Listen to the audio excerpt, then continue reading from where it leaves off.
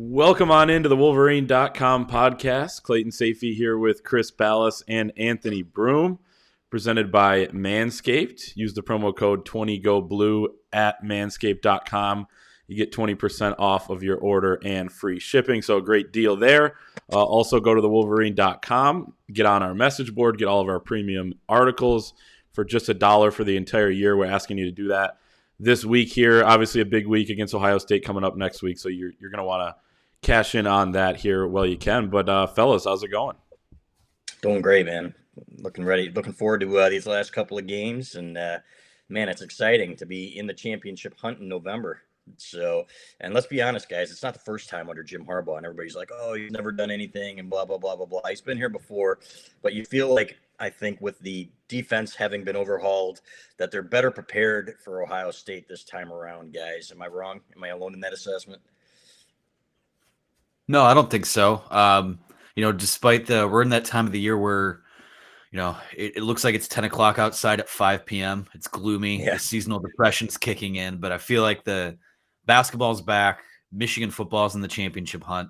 That's enough of a lift for me right now. So everything's good. A lot to, it's going to be so hard for us over this next couple of days to just get through Maryland, because we know what's on the line for Michigan still, but still want to play, don't want to get caught overlooking, all that type of stuff, right? But it's exciting to be in this spot. We need a little bit of help this weekend, but I'm sure we'll talk about all that. But yeah, it's good to be back. Good to be back with the two of you. That's the crazy part, is that the assumption, Clay, is that Michigan State's going to get beat by Ohio State and that Michigan's going to handle Maryland. There are still 2 games to play here. Granted, the lines on these games indicate that, yeah, that should happen. But we've been fooled before. So I don't see Michigan getting upset this game, though. And I certainly don't see Michigan State beating Ohio State. But I'll tell you what, that Ohio State pass game defense is not impressive. Michigan State's, by the way, is dead last. I was looking at CFB stats today, dead last. So I would imagine that Ohio State's going to put up 45 to 50. It's just a matter of, can Michigan State hang with them? I agree. Yeah, it is kind of funny how many assumptions we're making when we're talking also about a top 7 matchup that's going to be happening in Columbus. It's a little weird. It's a 19.5-point spread. Now, I know, and Chris, you've pointed out multiple times that, Michigan State could have a few losses this year, more than they already do, with the one to Purdue. But, when it comes to Michigan, yeah, Michigan's been in this spot before under Jim Harbaugh. It does feel like this year. Now, they were favored against Ohio State in 2018, but it does feel like this year a little bit that, Ohio State's still going to have a big edge next week, but Michigan has a couple things going for it. And one of those is just the resolve of this team. Learning a lot in some of these games, specifically against Penn State, the way they were able to battle back. And that mental fortitude that they showed, I think, is going to carry into this week against Maryland, where I don't see them letting down. No, somebody asked, are you concerned about a letdown? I'm always, if you're a team, you're probably always concerned about that. Every coach and player that was asked this week, they didn't say they were concerned, but the way they answered, talking about how big of a focus it needs to be to not look past Maryland, there's concern there. It's a good thing at times to be concerned about something. So I think that's how this team's going to play, and I think they will, probably win by a couple touchdowns. I think they'll win by more than that. And I'm looking at this matchup and I'm thinking, how is Maryland going to score? I'm looking at who they've played and who haven't put points up on. They didn't put up many points on Michigan State. They moved the ball a little bit, but 21 points is not very much against the worst passing defense in college football. If you look at their running backs, their running game doesn't scare you. I think 112th in the country, if I'm not mistaken. Yeah, 3.5 yards a carry. It's right. Like Penn State, where they run just to kind of throw you off, it's exactly. Nothing more. Yeah. But who's he throwing to, guys? Aren't his top 3 receivers out now? I think they just lost their freshman. So I don't know. Are they going to surprise him with a tight end? Are they going to run tackle eligible every play? Are they going to throw Raheem Jarrett's still healthy. That's a former 5-star guy. So, but outside of him, if he's getting all the attention, Michigan did a great job with Jahan Dotson last week, keeping him in front of him and keeping him out of the end zone. So you would think that, Jarrett or not, it's Michigan be able to handle that. I like how those corners have played over the last several weeks. DJ Turner coming on has been huge for them, and getting Rod Moore out there and RJ Moten out there, and that's allowed them to kind of, and Mike Barrett out there as well. It's kind of allowed Dax to play, I think, in a role that is a little more natural for him. And he was a big part of taking Dotson out of that game last week. So, it feels like the one area where Maryland might be able to make things a little bit interesting. You have to feel pretty good about really just everything Michigan has defensively to kind of wipe that out. So I don't. So here's the thing with Maryland is that, we talk about where's the threat. Are they? I mean, concern to me always creates like you're always on high alert, especially this time of year. You're in the championship hunt. You have to win all of these games. But lest we forget that 2018 Maryland team that took Ohio State to whatever it was overtime and a pass off their fingertips. They were nearly able to pull off an upset there. So things can get weird this time of year. But I do feel like what you guys have both said with how this team has turned the page quickly, has stayed really focused in the moment. I just feel like this game this weekend will be a pretty business-like effort from them. Yeah, and the one thing that really impressed me was it wasn't like Dotson was being bracketed all game or double covered all game. Those guys did a nice job back there. That Michigan secondary has been maligned. I think that Vince Gray has improved greatly. DJ Turner's obviously, he got beat a couple times. Sometimes guys make plays, but he was in position, and he plays with a little bit of swagger. And I see that from Rod Moore too, which I think will help, and we'll talk about it next week in that secondary when they play Ohio State. Something about the Ohio kids playing against Ohio State guys that, going back to the Bo Schembechler era, they got that chip on their shoulders. So, but again, we got Michigan, Maryland coming up, and I guess that's what we need to focus on. Hopefully they're doing a better job of it in Schembechler Hall than we are right now, Clay. Yeah, it's kind of funny. I mean, I've said it a couple times during some of these trap game weeks. You look at Northwestern, Indiana, all that, and it's like, man, you're at these press conferences and there's like hardly any questions about the opponent or the matchup this weekend, which is scary. Rod Moore did get a question about Maryland. He seemed like he watched quite a bit of film on them, knew exactly what the strengths and weaknesses of that offense were. And Jim Harbaugh said that the true freshmen, and they can track the hours on these iPads, by the way, he watches more film than anybody. So yeah, his emergence, and Harbaugh mentioned it too this week, like the amount of, or it might have been after the game against Penn State, like the amount of guys this year that are having their best seasons or have had their best games of their careers. Like there's guys getting better throughout the year. It's a great sign. You want to ascend in kind of crescendo at the end. And that could potentially happen here this week. Ohio State, we've seen them play really well against Michigan after coming off of, a devastating loss to, in 2015 to Michigan State, playing a tough game. I don't know if that's going to impact the fact that they have such a tough game this weekend. But if you're Michigan and you do take care of business and stay healthy, you got to like the way you're trending. You won a tough game. You get to maybe rest some guys in the second half in this one and then go into Ohio State. You're right. I mean, we're overlooking Maryland to an extent. Good thing we're not in that building, and I don't have a game plan to come up with. But yeah, and by the way, Maryland does have a good tight end, and I'll try to pronounce his name, Chigoziem Okonkwo. Very, very good tight end. 20 catches over the last 2 weeks. Nice job. I think that was pretty good. 20 catches over the last 2 weeks, 200 yards, 2 touchdowns. He's got 5 touchdowns for the year, 400 yards. So he's a formidable threat. But like when you're talking about an offense where you could key on 1 or 2 guys, it's going to be a tough day, I think, for Maryland. And then when you also look at their offensive line, which is a big offensive line, tall on the, even at guard, they got a 6'7" guard. You got to block Aiden Hutchinson and David Ajabo. I mean, Penn State had bad tackles last week. They got exposed. Like, I don't even care if you have pretty good tackles. I mean, these guys are just unbelievable right now at rushing the passer. So we can talk all we want about the secondary too, but he's not going to have a ton of time. Yeah, and Tolia Tagovailoa is. Come on, give a better effort.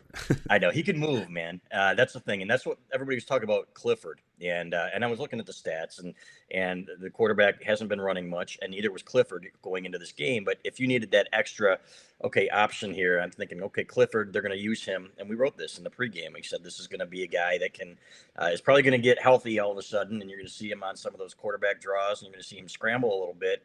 They got to do a good job keeping this kid in the pocket because he can move. So at the same time, AB, when he gets rattled, man, he makes some bad decisions. And I've been watching Maryland quite a bit, on Big Ten 2 or Fox Sports 5 or ESPN the Ocho this year, in those time slots. And when he gets rattled, man, he really throws some bad balls. Yeah, he does, and there is a little bit of extra juice, for this being a game that people will call a quote unquote trap game. There is a little bit of extra juice there, given that Dan Enos, who was in Schembechler Hall, I think for maybe 8 days before taking another job, he had a cup of coffee there. He's Maryland's offensive coordinator.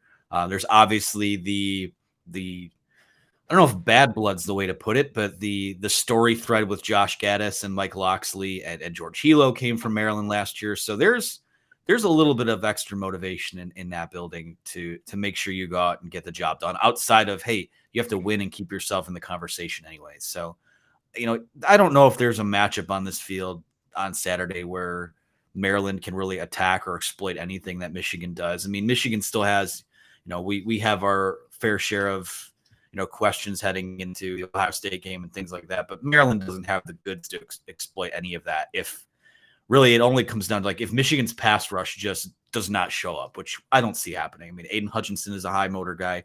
David Ojabo is a high motor guy. And even if one of those guys are off, Mike Morris has played really well. Taylor Upshaw has come on and has played really well the last few weeks. There's no, you don't want to completely write a team off, but I don't see the ingredients in play where I look at this Vegas spread. We'll talk about the picks later on. Michigan's a 14.5-point favorite. That just seems, I hesitate to say criminally low, but I don't see a scenario where Michigan wins by less than that. Yeah. And I agree with you. And that's funny because when I saw it and I'm looking at the matchups and I'm looking at what they scored against who, and I understand that the transitive property doesn't necessarily work. But when you're looking at comparable defenses, for example, Penn State, I think is pretty comparable to Michigan and what they've accomplished defensively this year.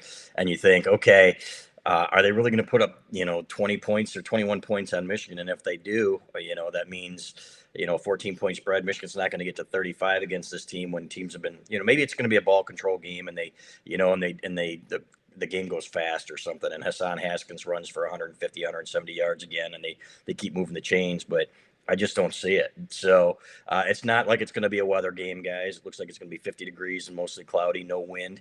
By the way, that wind was howling last week. You guys, I don't think people could appreciate what Cade McNamara accomplished going into that wind. That pass to Roman Wilson, for example, that rope to the end zone was into the teeth of a strong 25-mile-an-hour wind. So he's not going to have that issue this week. Jim Harbaugh won't be burning his pants on the sidelines. I don't think you'll see the space heaters out there. So maybe next week when they're predicting maybe a little bit of snow for that Ohio State game, which I think would be a lot of fun. So, but to me, I'm right there with you, AB. I don't see how Maryland has the juice to win this game without some help. Now, if you turn the ball over, which Haskins hasn't done all year, knock on wood, or if Cade McNamara gets some of those balls knocked down and they get picked off, maybe a kick return. Maryland seems to have one of those, a year or two of those a year. So other than that, I like Michigan in this game. I think they do actually have 2 return touchdowns this year. So you're right. Maybe they got their 2 out of the way, though, before this game. Yeah, I mean, the only thing that would concern me is one, self-inflicted wounds if you're Michigan. That's the case in every game. And then the fact that they do have a gunslinger at quarterback, you never know. I know they don't have the weapons, but you just never know.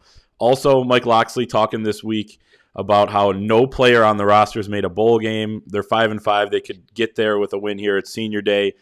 Couple storylines there, but I wanted to read this Mike Loxley quote as we wrap up football talk here. Talking about Michigan, they've done a great job of not beating themselves and putting themselves in position where they're competing for a Big Ten title, which I think it'll come down to their game behind our game. I think they have a big game next week against Ohio State. He's not admitting defeat, and I think he might have just worded that wrong, but what are we talking about here? I mean, he has a chance to give them their second loss. Yeah, that was funny. When I saw that quote, I'm thinking, Mike, are you looking at your schedule? Do you understand that you're playing this week and that they have one loss already, right? So it cracked me up. But AB brought up all this talk about not looking ahead for Michigan. Maryland is actually looking ahead there, sort of. For them, so. As a fan, yeah. Yeah, and I liked that you brought up the Loxley Gaddis thing because that was kind of fun when they went back and forth with that. Well, he didn't call the plays, I did. Well, I organized the offense. Well, that. We didn't hear any of that this week, so I think that's kind of gone by the wayside. But To me, the Dan Enos thing, how goofy was that? What a weird chapter in Michigan football history, or page, if you want to call it that. And but I like the staff now. I think he's figured it out, and that we're even talking about this, guys, at this point of the year when none of us predicted this is pretty exciting. Let's get into that Ohio State game with everything on the line. Let's take care of business this weekend, Buckeyes and Wolverines, and get it back to what it's supposed to be. Yeah, I think it's going to be a similar game to, if you remember, Indiana in 2019, 39-14 win when Michigan started to really open up that passing attack. Looked good. It was kind of with the momentum there after 3 straight wins, blowout wins going into Ohio State, and you want to have that momentum. But, we can talk a little bit more, I guess, when we pick some games at the end about exactly where I think we all have Michigan at least covering, sounds like, Chris, you may have even bigger blowout, and maybe Anthony, you too. So I don't have a final score yet. But any final thoughts on football before we turn the page, so to speak, to basketball a little bit? Yeah, I guess I would just I'm going to go through real quick and all these games against Maryland under Harbaugh. 28, these are all Michigan wins. They haven't lost since 2014, which was a nightmare game. But 2015, 28-0 Michigan. 2016, 59-3 Michigan. 2017, 35-10 Michigan. 2018, 42-21 Michigan. 2019, 38-7. They didn't play last year because of the COVID outbreak. Any game in that stretch of scores I just named, I could see being what happens Saturday. I don't see it seems like there have been a couple times where Michigan's played like Indiana the week before the Ohio State game and things have gotten nutty and weird. I just don't see it this week. No, I agree with you. I don't think that they have it on either side of the ball to keep this game close without some help. And I don't see this Michigan team wilting. Love the leadership. You guys saw the Cade McNamara interview on the sidelines last week. I got teary a little bit. Not really, but kind of, you know what I mean? It was pretty impressive what you see from these guys and how much they really care about each other. So that's why I think they take care of business this week. That's why I think they have more than a puncher's chance to beat Ohio State. Not predicting that, but let's get there and see what happens, guys. Can't wait. No question. You can admit you cried a little bit there. You wept. Just a little tear. Wept. Yeah. So just a tear. There are no tears to shed in this cold, dark heart of mine. But it was cool to see.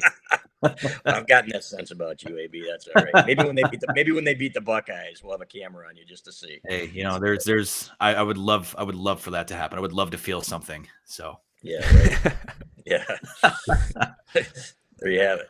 There you go. All right, let's flip to basketball. But before we do, we'll talk a little bit more about Manscaped, Chris's favorite company. The holiday season. Yes. This holiday season, I'm giving thanks to our friends at Manscaped. Do I tell my extended family that I have the Performance Package 4.0 from the global leaders in below-the-waist grooming? Not to mention, it includes the Lawnmower 4.0 trimmer, which they just sent us last week to tame my bush and score brownie points with the in-laws. I don't have in-laws, but I'm just reading here, guys. Gift yourself Manscaped or the man in your life who needs it. Join the 4 million men worldwide who trust Manscaped with 20% off plus free shipping with the code 20GOBLUE, 20GOBLUE, by going to manscaped.com. It was 2 million men worldwide just a couple months ago. So I think with our help, they have doubled their base. Chris, fantastic company, proud to be partnered. We laugh about it because they give us these funny reads. I think they're just messing with us, but it's a great product. It really is, man. You can use it for your chest hair too, just so you know, guys. You can carve cartoon shapes in there. Last week for me was Wile E. Coyote in honor of user Wile E. Coyote on the site, which is fantastic. We love you. So yeah, you can do all kinds of stuff with it. And I gotta tell you, I got the shampoo and the conditioner and the body wash too, man. And that stuff's fantastic as well. So I wouldn't say it if it weren't true. We don't endorse anything that we don't really stand behind. And to me, fantastic product. Well, the higher ups asked us, if you don't like it, we will not advertise with them. And here we are. Anthony, have you gotten your box yet sent to you? Yes. Gotten all that stuff. I was actually a customer of theirs before jumping on with the Wolverine. I'll carve my picks every week into, my chest hair here. So that's how I do my column each week. So no, it's a great product. We're extremely lucky to have them as a part of it. And like I said, I do not put my name or an endorsement next to next to I bow to no sponsor, so to speak, if I didn't believe in what they're doing. So we appreciate the people at Manscaped for hooking us up and making us smell good. Just don't use the lawnmower on the beard, man. There's different tools for that. Well, it's no shave November, so no beard stuff going on there. You wouldn't be able to tell anyway with me. So. Me neither. Yeah, I shaved this morning, so it's back already. So it doesn't matter. Yeah, I'm jealous, brother. All right, let's talk hoops real quick before we pick a few games from around the country in the college football world. Michigan in Vegas got in late on Wednesday night to try to acclimate to the time zone there. We're going to have to acclimate here from the Eastern time zone as Michigan plays Saturday morning at 12:30, and then potentially Monday morning at 12:30 a.m. But coming off of it's not a bad loss. Like if you just look at it like before the game, like I didn't think it'd be some terrible loss if they were to drop it, and I thought they might have coming in. But when you have an 11-point lead in the second half, when you look like you could do some things against Seton Hall and did for much of the game, even without playing your best game, and you lose that lead, you fail to execute down the stretch. I mean, some of those turnovers, I think it was 8 in the last 15 minutes, missed free throws, just some bad decision-making as well. It just kind of all fell apart there, and they were pretty down on themselves after the game. So a tough loss, but you're going into a big weekend. And not getting Hunter Dickinson his touches, right, to me was kind of criminal. And I get that he has a little added attention, but you got to get the big man his touches and then go from there. So it was disappointing. Caleb Houston, a game that he'd like to forget. You aren't going to win any games hardly at all if he shoots like he did and plays like he did. Those guys, some of the freshmen were letting their lack of offense affect their defense. That's something that John Beilein always used to say. Don't let missed shots affect what you do on the other end of the floor. Easier said than done. But to me, they'll bounce back. I think they can win this tournament. I think they'll win a couple of games, and we won't get any sleep, which is going to make next week even harder. I was just thinking about that, guys. We got a short week as it is. We're trying to cram everything into 3 days before Thanksgiving, and here we are. But you know what? It is what it is. It's what we do at the Wolverine.com. We grind. So bring it on.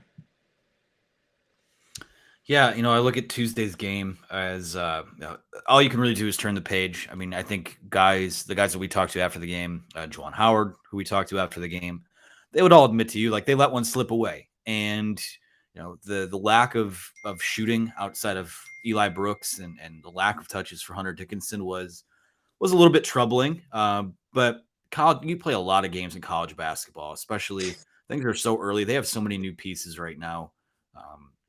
In the vacuum of one game, I can't really get concerned about much of anything. It only becomes a concern to me if it becomes a trend. So, but all you do is you turn the page, you move on to this next round of games. You're going to play what I think will be a pretty competitive couple games against UNLV. And then if you win Friday, regardless, you'll play either Arizona or Wichita State next. So, it's just a matter of turning the page, and it's a learning experience for young guys. I know they've got, guys like Brooks who've been around forever, and Dickinson is, a sophomore, and you've got some guys who've played a lot of college basketball, but there's a lot of guys in that rotation right now who haven't played a lot of college basketball. So we'll see what happens there.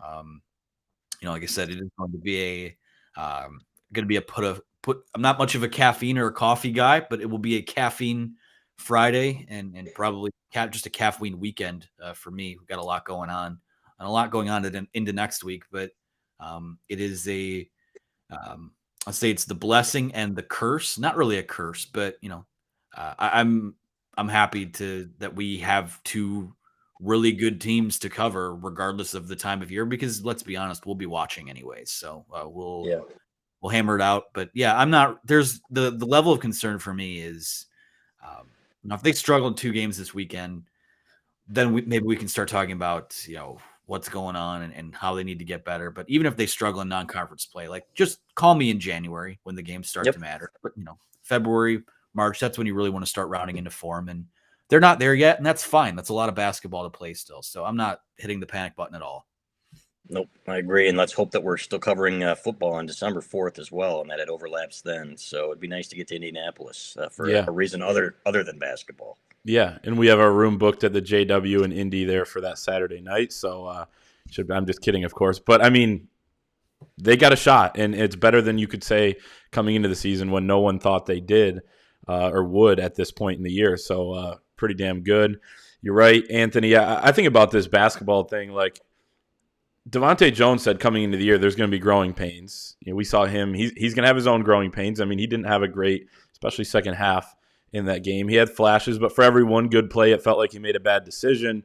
Not as steady and reliable as you saw Xavier Simpson and Mike Smith be. But this is a different team that's going to learn. And somebody asked us in our Thursday chat on the site, is this a Final Four team? And I said it doesn't matter because you don't have to be a Final Four team right now. We've seen that in the past. We saw it in 2018. We've seen it with other past Final Four teams, not just in Ann Arbor. So plenty of time to go. There were some things that concern me, but it's not like this big picture thing where I'm overly concerned. They got to clean some things up and be better. And Chris, I think you're right about the defense, the offense affecting the defense, and it's easier to do that or easier to not have that happen when you're older. So some of these freshmen are just going to have to learn that. You can still win games, Caleb Houston, if you're not shooting. And he wasn't bad on defense or anything. They're terrible by all means, but you can win a game even if you do shoot 1 on 9 by playing better defense and team defense. So I think that's going to be an important lesson for this team to learn. Yeah, and he got lost a couple times, and so did Kobe Buffkin. And when you lose those shooters, you know what? And then you give up the three again, like Beeline used to say. And I'm just going to bring it up. It doesn't mean anything, guys. He said some pretty bright things here. This guy was a good coach, and he'd say, you are never comfortable, even with a 9-point lead with a minute to go, with that 3-point line. And that's exactly, how they would answer. Seton Hall would answer Michigan's runs, guys, with a quick three. They wouldn't have any time to savor their lead and to dig in because they were giving up looks on the other end. That just can't happen. So, and I think it'll be fixed with Juwan Howard has proven time and again that he's a defense first guy, and they watch plenty of film. So it maybe was a blessing. You don't like to lose, but they got their attention. They maybe were reading their press clippings a little bit, these freshmen. They understand now after playing a good team that it's going to be a little tougher probably than they thought it was. So that's not necessarily a terrible thing. Are you blaming us for the press clippings thing? I'm blaming you, absolutely. Okay. All right. So, yeah, as I always do. Yeah. One other thing I'll say is that I think it's, a lot of these non-conference games, you'll see, these teams just throw out these bye games, or you're playing, North Dakota Institute for the I don't know, something. Yeah. And you just blow teams out and you don't get better. Careful. I think between Buffalo and Seton Hall, Michigan's played a pair of teams those are NCAA caliber opponents. Yes. So, if you believe that iron sharpens iron and that you can learn from that, I don't think it's the worst thing in the world to drop a game now. Now, there are games later on in the year you don't want to drop because they'll cost you a championship. But, I think Seton Hall deserves a lot of credit too. I think Michigan defended well most of the night, and that team hit a lot of tough shots. So just I thought the atmosphere was good on Tuesday night. The teams were both kind of getting after it. Objectively speaking, a fun basketball game, one that Michigan let slip away. But I have a feeling if they're in that situation again, in a game like that, they'll be all the better for it. Yep. And these guys haven't played together much, guys. That's the thing. I mean, last year they were spoiled a little bit. Franz Wagner hit a lot of warts, guys, defensively, let's be honest. And they had a couple more guys that had played together more often. But these guys are still getting to know each other and their tendencies. I think they're going to be just fine. How about Franz in the NBA too? Yeah, I agree. Arizona's going to be the biggest test if they do draw them. 26 on Ken Pom. Very, very good defensively. Number 1 in the country in effective field goal percentage, 31.6. Haven't played anybody. It's small sample size. UT Rio Grande, or Grande, exactly. Northern Arizona, North Dakota State. So you are almost right about some of who these teams have played. But we'll see how it plays out this weekend. Talk about it next week. Anthony, you have the keys here, for these college football picks. What games are we picking?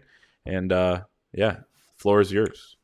All right, well, we're going to start. All right, well, first off, need to reset. This is the first week we're throwing Chris into the picks with us, so we'll move a little bit quicker in that regard with a third voice here. But just to recap for the year, I'm 17-13 on the year. Clayton is 15-15.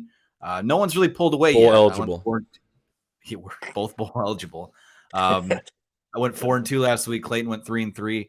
We are going to start this week in Columbus, as we talked before. Michigan State going to Ohio State. The Buckeyes are a 19-point favorite. I'll lead with my pick. I have Michigan State covering that number. I feel like this is kind of the opposite of what last week's spread was. I thought Ohio State had a pretty good chance to blow away that 21-point spread against Purdue, and they did. Regardless of how we feel about Michigan State, I think that we've shown that they've shown that they can be explosive offensively. They can take advantage of what I think is a pretty pedestrian back seven that Ohio State has. So I think Ohio State will win. I think they'll probably do it by multiple scores, but that's a lot of points in a top 10 matchup. So I'll take the Spartans there. I like Ohio State 45-28 or something like that, and I agree that Michigan State will cover. And would it surprise me if they stayed in this game a little bit longer and matched them score for a while? No, it would not. So I'm anxious to see that game. I think that's a noon game, right? Michigan Maryland is 3:30. So, but I'm with you, AB, on that one. I got Ohio State covering, but like you said, nothing would surprise me in this game because Michigan State does have some weapons in Peyton Thorne and a good running back. So, but I got Ohio State covering. I feel like everyone's kind of tempted to just take that 19, but I think it's there for a reason. So I'll take the Buckeyes. And how about Michigan fans having to root for Ohio State this weekend? And don't root for you're rooting Ohio for State. results. You're not rooting for the team. You know, Semantics. Yeah, I'm still rooting for Ohio State. Same page. Yeah. Same page. Yeah. Well, got to do what you got to do. Let's move on. We're going to the West Coast now. Rivalry game. UCLA is a 3.5-point favorite at USC. Don't know how much Pac-12 football you guys have watched this year. I think USC is starting a freshman quarterback this week. 3.5 points for UCLA seems a little bit low. I'm going with the Bruins here. I agree. Zach Charbonnet is going to make the most of his 9 carries. Probably have 160 yards on those 9 carries. I don't know what it is. He's going to be on a pitch count, but he's going to run well. And, I like the Bruins in this one. I think they smell some blood there. I like them to cover. Yeah, tough road trip for them, a few streets down. I got them too. You said, have you guys watched that much Pac-12 football? They're one of the teams I've watched the most in the Pac-12, so I don't know. Mm-hmm. It's a little biased. I didn't do my research this week, so UCLA. Well, if you didn't do your research, and you're going to have a chance to improve on that 15-15 record. Just flip Exactly. Yeah. I scared myself last week because I did some looking up stuff. But yeah, well, that was your first mistake. All right, what's next, AB? All right, let's go to the Big 12 now. Everyone's favorite head coach, a champion of life, a guy who has coached the most together football team in the country, according to him. Matt Campbell and Iowa State traveled to Oklahoma, who's coming off of a loss at Baylor. They've kind of been shaky all year. Oklahoma's a 3.5-point favorite. I'm going to go with Oklahoma in this game. I feel like they are still kind of on the outside looking in. I don't think they're probably not going to be a playoff team, but I feel like coming off the loss to Baylor, and Iowa State just has not performed as advertised this year. I'm going to take Oklahoma here. And where's that game? In Norman. In Norman, I like Oklahoma, and I think they're going to come back with a little chip on their shoulder. Matt Campbell's played these guys tough, right? It's probably as tough as anybody over the last several years, and he can't beat Iowa, but he can beat Oklahoma, right? So, or at least play them really tough. So I like Oklahoma to cover. No, AB, I'm not just following your picks because you're 17-13. This is how I really feel. So I think you're the smartest, most handsome man alive. That's what. Yes, yeah. So I like Oklahoma to cover that.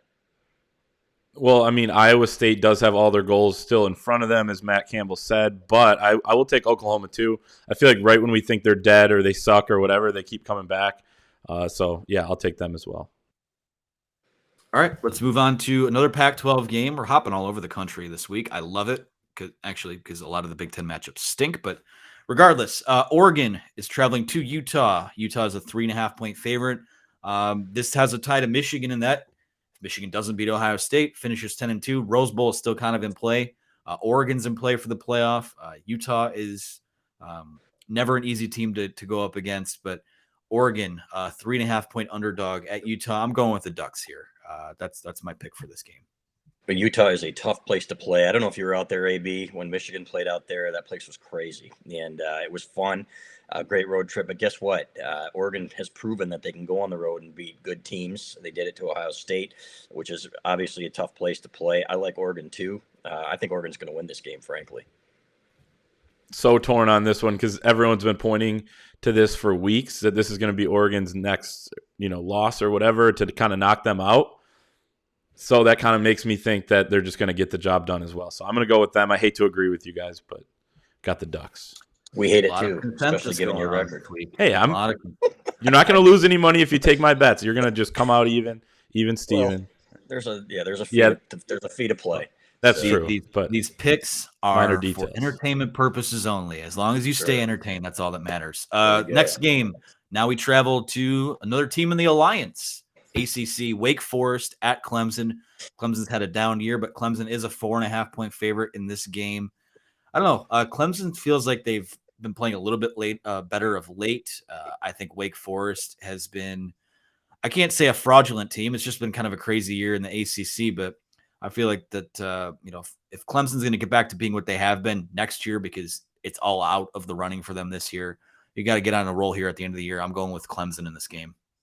I agree, and I think when you look at Clemson, I don't think Wake Forest is ready for this yet. And we can say, okay, they're going to go in there and play them tough, whatever.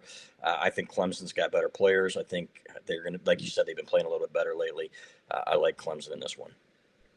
All right, screw it. I'm going with Wake Forest to cover 4.5. Okay, Awesome. it's another notable game in that, again, if Michigan, say the Rose Bowl doesn't happen, you go to a Peach Bowl, seen Wake Forest a lot there. So the reason I threw it on the list. All right, the game that we are here to talk about, Michigan is a 14.5-point favorite at Maryland. I think we've all kind of said that feels a bit low. We've talked about the game already, why we feel this way. It's Michigan for me. Oh, yeah, I agree 100%. I don't know how – I don't think Maryland's going to score over 13 points, and I think Michigan will move the ball well. I think they're going to score more than 17. So I like Michigan handily in this one, probably by 3 scores. Yeah, you talked about it earlier with the math just not adding up on this one because of how bad Maryland's defense is. 77th against the run, I think 112th against the pass. Michigan's going to have their way. It feels like this team is kind of trending up here at the end of the season. Going into Ohio State, they're motivated. They're going to get it done. 20 points, something like that. Haven't settled on a final score, but they'll cover the 14.5, you would hope, and we'll see what happens. Then you turn the page immediately to Ohio State. Well, Chris is backing me on everything, so we'll see if he puts his money where his mouth is this week. I will say those this: all the same? They're all the same. Are they really? This isn't going to be in Illinois. I mean, this won't be Illinois basketball claiming that they have a claim to the Big Ten title if you win this week's of picks and then you have a better win percentage than us. Just want to put that I'm out no there. dummy, Broome. I'm no dummy, Broome. I just look at who's winning and I just follow the guy. It's like when you used to call the 900 numbers, not for anything other than betting, and just to get the guy's pick. He's always like, oh, I won this, and I'll give you a guaranteed winner. I just follow Broome. I follow the guys. I follow the winners. That's all I do. I'll take it. Yep. I'll take it. That's fine. All right, any other final words? Otherwise, we're out of here and sending you off to a big Michigan football and basketball weekend here presented by Manscaped. So everyone go do that. 20% off. 20 Go Blue is the promo code. Any final words, fellas? I'm going with the Roadrunner this week in the chest hair. That's all I wanted to say. There you go. If anybody cares.